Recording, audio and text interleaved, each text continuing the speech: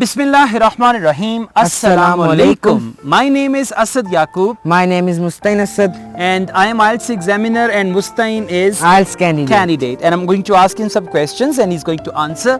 This is still Ielts speaking part 1 and we are going to have this Q&A session. So are you ready? Yeah. Okay. Now this time we are going to see how to give short answers and how to answer the questions which you don't like to answer or where you have no interest, right? Remember one thing, the examiner will ask you one question in the beginning, do you work or are you a student? Now here your answer will decide what category should examiner pick or what type of questions should examiner pick to ask you. So that's why answer wisely. Even if you are a professional and you think being a student you can handle the questions well, you can tell them I'm a student. And if you are a student but you think being a professional you can handle the questions well, then you can tell them that you are examiner, and it doesn't matter whether you are taking academic IELTS or gender training IELTS, there is no restriction about that. So the question is, do you work or are you a student? I'm a student of class 10. Yeah, that's right. I'm a student and I study in class 10th, like that. Okay, so this is very important. Then they might ask you, do you like your job or do you like your course or do you like your studies? What do you say? I like my studies because they actually contain the content that I like and in which I have interest. I have chosen science subjects because I have interest in them. Okay, now there is an important note. Don't ask the examiner a counter question.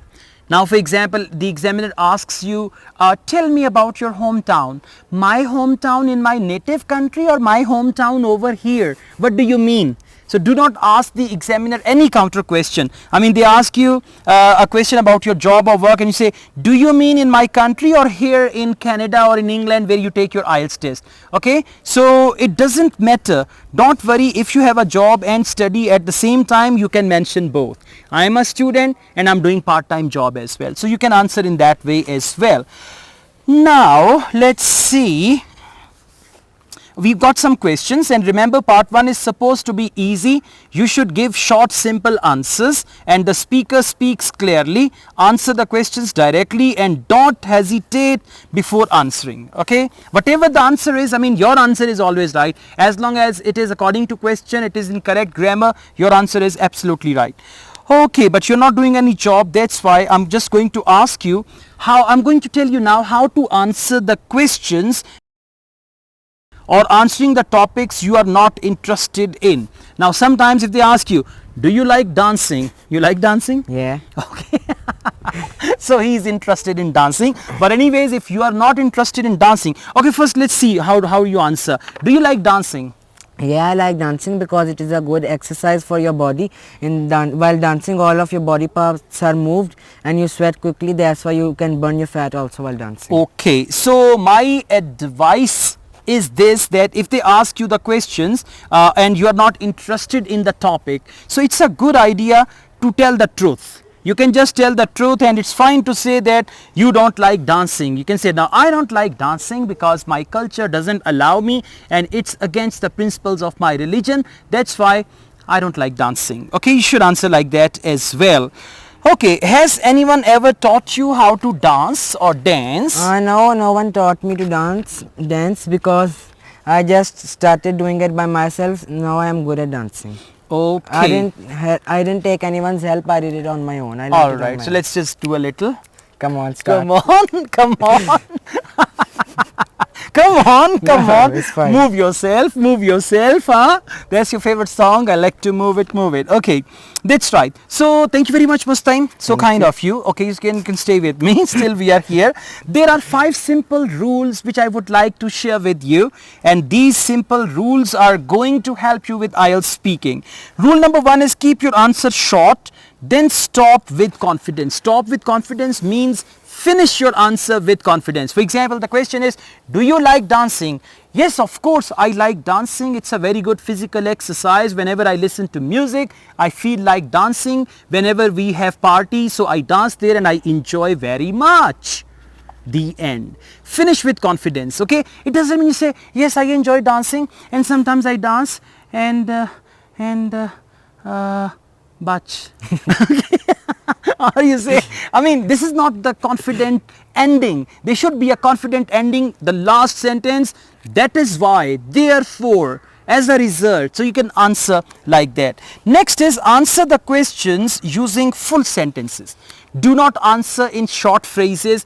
Do not answer using incomplete sentences. From the beginning till the end, you must use complete sentences, because IELTS speaking is a test of your spoken English. So your sentences must be complete grammatically and by all means. Next, use word from the examiner's question in your answer. It is very important. You know, one day what happened? I asked one of my students a question in IELTS speaking, and he started his answer. After few seconds, he was lost, and then he said, "Sir, what was the question?" Okay, so this happens when you do not use the words which examiners use in their question. If they use the word, "Do you like dancing?" Of course, I love dancing. Now you know that you're talking about dancing and you like dancing, so you need to go on, and at the end there must be a sentence, "Therefore I love to dance with my friends, therefore I enjoy dancing," and all that. Okay, well, let's go on. If possible, give a reason for your answer. Now what is that reason? That reason comes with why. For example, do you like dancing? Yes, I like dancing. And then you're looking at the examiner. Next question, please. Okay, I mean, you need to give a reason. Imagine in speaking part 1 that after every question there is a why.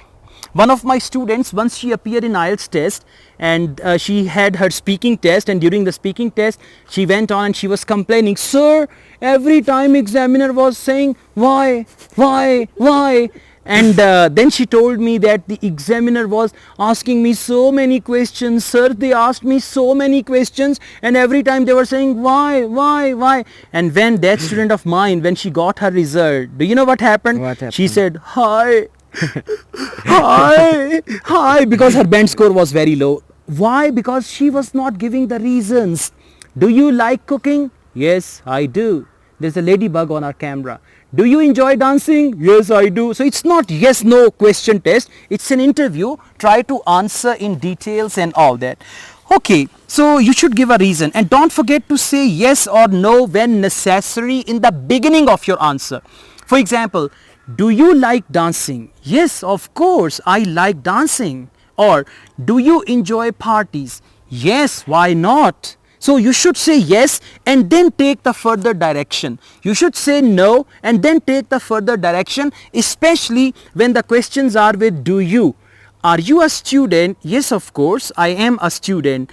Do you enjoy fast food? Oh yes, I love fast food. This is what we call intonation, and you need to talk excitedly, will you? Yeah. Yeah, that's good. So that's it. I can give you an example of that. Do you like parks? Yeah, I love parks because in the parks there are many trees and the environment is natural. Whenever I go to the park, I feel like I have a feeling of freshness while I take a breath, and it also helps us to soothe our mind. Yeah, now see that That's why I Mustain like made a parks. mistake, but then he corrected himself. And he started his answer with yeah. I would say you should replace yeah with yes, because it's a formal sort of interview. So instead of saying yeah, that's what you say, okay? You should say yes. And let me tell you something great about Mustain. He's wearing this locket, and in this locket there is a grain of rice, and on the grain of rice Mustain's name is written. Right? Actually, you know, they have two sides of the grain. So Mustain has not decided about the second party. He has his name written on this one side of the grain, and I can see that clearly. Mustain is written on a grain of rice, and he's wearing that locket. So thank you very much, Mustain. You answered all the questions very well, and wherever you are wrong, I am there to correct you. So Mustain is the IELTS candidate, and I am IELTS examiner. Thank you very much, guys. If you like this video, hit the like button, and you must comment this video and tell me what else you want to learn, what type of videos you want me to make for you, and where you want me to come for making the videos. Okay, you should tell me that as well. I also teach IELTS online. If you want to join my online IELTS classes, you can contact me for that. My WhatsApp number is given, so you can contact me on my WhatsApp number. Asad Yaqub and Mustain Asad. wish you all the best. Take care. Allah Hafiz.